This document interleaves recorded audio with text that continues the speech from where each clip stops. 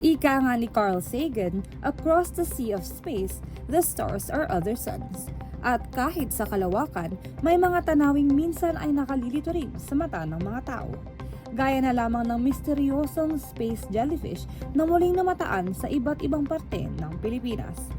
Isa sa mga nakasaksi rito ay si Rachel Batutay Bulaljog sa Cebu na nagsabing hindi pa siya nakakakita ng katulad nitong tanawin sa langit.